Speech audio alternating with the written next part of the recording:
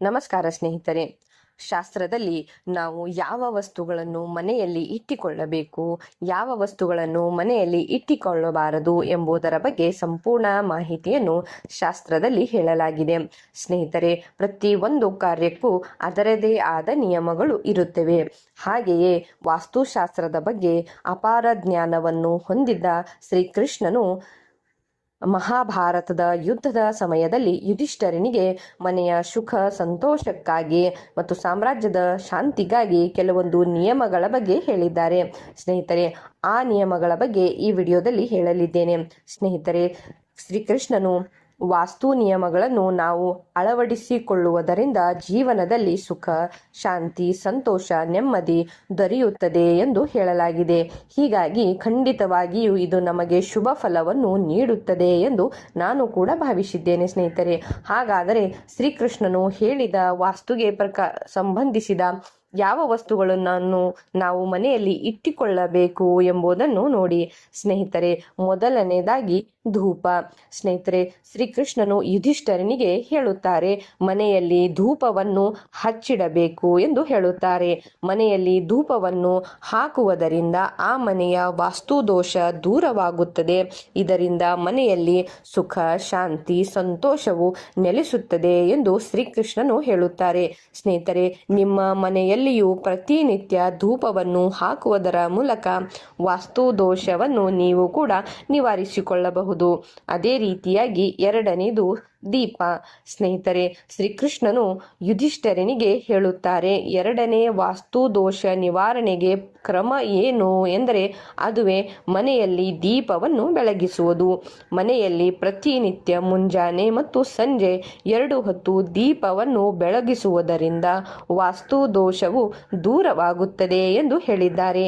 ಹಾಗೆಯೇ ದೀಪವು ಅಂಧಕಾರವನ್ನು ದೂರ ಹಾಕಿಸಿ ಬೆಳಕನ್ನು ತುಂಬುತ್ತದೆ. ಹಾಗೆಯೇ ಮನೆಯಲ್ಲಿನ ವಾಸ್ತು ದೋಷಕ್ಕೆ ಕಾರಣವಾಗುವ ನಕಾರಾತ್ಮಕ ದೋಷಗಳು ದೂರವಾಗಿ ಸಕಾರಾತ್ಮಕ ಕಂಪನಗಳು ಸೃಷ್ಟಿಯಾಗುತ್ತವೆ. ಅದೇ ರೀತಿಯಾಗಿ ಮೂರನೆಯ ವಸ್ತು ನೀರು. ಸ್ನೇಹಿತರೆ, ನಿಮ್ಮ ಮನೆ ಮತ್ತು ನೀವು ಆಳುವ ರಾಜ್ಯದಲ್ಲಿ ನೀರಿನ ಕೊರತೆ ಇರಬಾರದು. ನೀವು ವಾಸಿಸುವ ಸ್ಥಳದಲ್ಲಿ ನೀರಿನ ವ್ಯವಸ್ಥೆ ಉತ್ತಮ ರೀತಿಯಲ್ಲಿ ಇರಬೇಕು ಎಂದರೆ ಶ್ರೀಕೃಷ್ಣನು ಯುಧಿಷ್ಠರನಿಗೆ ಹೇಳುತ್ತಾರೆ, ನಿಮ್ಮ ಮನೆಯ ನೀರಿನ ವ್ಯವಸ್ಥೆ ಯಾವಾಗಲೂ ಈಶಾನ್ಯ ದಿಕ್ಕಿನಲ್ಲಿರಬೇಕು ಎಂದು ಹೇಳಿದ್ದಾರೆ. ಈಶಾನ್ಯ ದಿಕ್ಕಿನಲ್ಲಿರುವ ನೀರನ್ನೇ ನೀವು ದಿನನಿತ್ಯದ ಕಾರ್ಯಗಳಲ್ಲಿ ಬಳಸಬೇಕು. ಈ ದಿಕ್ಕನ್ನು ದೇವರ ದಿಕ್ಕು ಎಂದು ಹೇಳುತ್ತಾರೆ ಎಂದು ನೀರಿನ ಬಗ್ಗೆ ಒಂದು ಮಾಹಿತಿಯನ್ನು ಕೂಡ ಅವರು ನೀಡಿದ್ದಾರೆ. ಸ್ನೇಹಿತರೆ, ಅದೇ ರೀತಿಯಾಗಿ ನಾಲ್ಕನೇದು ಸುಗಂಧ ದ್ರವ್ಯ.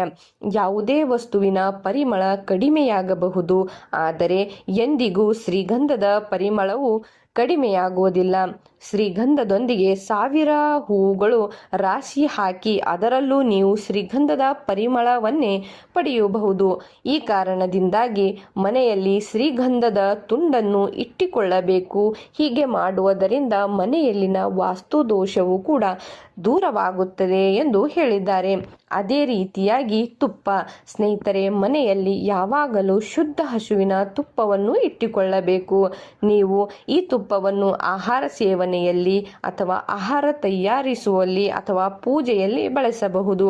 ಆದರೆ ಈ ತುಪ್ಪ ಎಂದಿಗೂ ಮನೆಯಲ್ಲಿ ಖಾಲಿಯಾಗದಂತೆ ನೋಡಿಕೊಳ್ಳಬೇಕು ಎಂದು ಕೂಡ ಹೇಳಿದ್ದಾರೆ. ಅದೇ ರೀತಿಯಾಗಿ ನೀವು ಮನೆಯಲ್ಲಿ ಇಟ್ಟುಕೊಳ್ಳುವ ತುಪ್ಪವು ಶುದ್ಧ ಹಸುವಿನ ತುಪ್ಪವಾಗಿರಬೇಕು ಎಂದು ಶ್ರೀಕೃಷ್ಣನು ಹೇಳುತ್ತಾರೆ. ಸ್ನೇಹಿತರೆ, ಅದಾದ ನಂತರ ಹೇಳುತ್ತಾರೆ ಅವರು ಜೇನುತುಪ್ಪದ ಬಗ್ಗೆ. ಜೇನುತುಪ್ಪಕ್ಕೂ ಕೂಡ ಮನೆಯ ವಾಸ್ತು ದೋಷವನ್ನು ನಿವಾರಿಸುವ ಹಾಗೂ ವಾಸ್ತು ದೋಷ ಬಾರದಂತೆ ಕಾಪಾಡುವ ಶಕ್ತಿ ಇದೆ ಎಂದು ಶ್ರೀಕೃಷ್ಣನು ಹೇಳುತ್ತಾರೆ.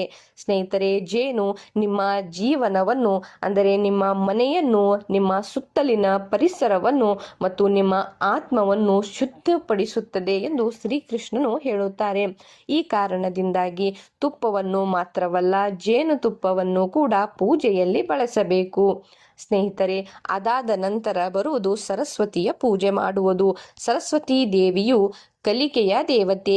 ಈಕೆಯನ್ನು ನಾವು ಪೂಜಿಸುವುದರಿಂದ ಬುದ್ಧಿವಂತಿಕೆಯನ್ನು ಹಾಗೂ ಜ್ಞಾನವನ್ನು ಪಡೆದುಕೊಳ್ಳುತ್ತೇವೆ ಎಂದು ಶ್ರೀಕೃಷ್ಣನು ಹೇಳುತ್ತಾನೆ. ಹಾಗಾಗಿ ನೀವು ನಿಮ್ಮ ಮನೆಯಲ್ಲಿ ಸರಸ್ವತಿ ದೇವಿಯ ಚಿತ್ರ ಅಥವಾ ಫೋಟೋವನ್ನು ಅಥವಾ ಆಕೆಯ ಪಾದರಸದ ವಿಗ್ರಹವನ್ನು ಕೂಡ ನೀವು ನಿಮ್ಮ ಮನೆಯಲ್ಲಿ ಇರಿಸಬೇಕು. ಇದರಿಂದ ಕೂಡ ನಮ್ಮ ವಾಸ್ತು ದೋಷವು ಕಡಿಮೆಯಾಗುತ್ತದೆ ಎಂದು ಹೇಳಿದ್ದಾರೆ.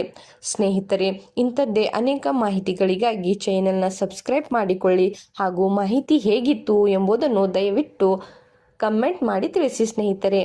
ಧನ್ಯವಾದ.